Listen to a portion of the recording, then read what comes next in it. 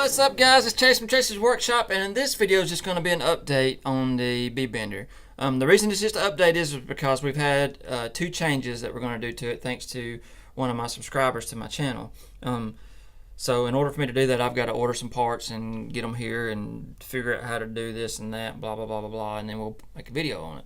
So Eddie Vasquez, and I hope I'm saying your name right, he mentioned instead of using the coat hanger thing, which it does look like a coat hanger, he said, why don't you use 2 rod ends with a threaded rod between them? And I like that idea. I think that'd be a lot better. So I basically would have a threaded rod with a rod end and a rod end here, and that's what would go between this lever and this lever. I like that idea. I think that'd be a lot stronger joint than this thing here. So that's what we're going to do. So that's one change we're going to make to it. And then also he sent me a link to a video, Eddie did. He sent me a link to a video where a guy used I guess it would be a tensioner. It would be a way to adjust the tension on the spring without doing what I was going to do. And all it was is on that threaded rod that goes between those 2 levers with the rod ends on them is that you mount a piece here that can slide back and forth with a nut behind it. This spring attaches to this piece here that can move, and then this attaches to your guitar body, and in order to add tension to it, all you do is tighten the bolt. Now I said that's pretty good. So that way you can kind of adjust it to your liking. If it's too hard to push down, you can loosen it. If it's too easy, you can tighten it. So that's what we're going to do. We're going to do that. Guys, I really appreciate all the comments. Eddie, thank you for the suggestions. And like I said, if any of y'all have any suggestions about it, put them in the comments, send me an email, however you want to do it, and we'll go with it from there. Really appreciate all the new subscribers.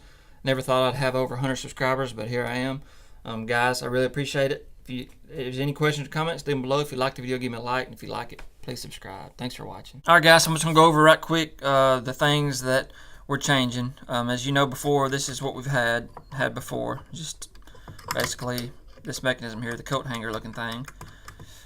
And what we're going to do is I'm going to get another one of these threaded rod ends, and I'm going to drill and tap these holes out back here to accept this 3/16 screw.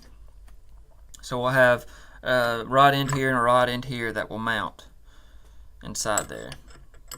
So the back end will look like this too. And on that rod between it, if I didn't explain it good enough in the beginning, maybe this will help of how this is going to work. But this piece here can move, and it's got a nut behind it. I'll probably end up putting another nut on this side too. The spring will actually mount to the guitar body. The front here, I've got to figure out a way to mount this piece to something similar to this, to where it'll hold it. And then in order to add tension to the spring, all I have to do is just tighten this nut here. And that'll add tension to the mechanism. So, hope that makes sense. But that's a change we're going to make. I'm going to get the parts ordered, and hopefully next week or so we'll have another video of me getting all these updates on the guitar. Guys, hope you enjoyed the video. If you do, give me a like. If you like it, please subscribe. Thanks for watching.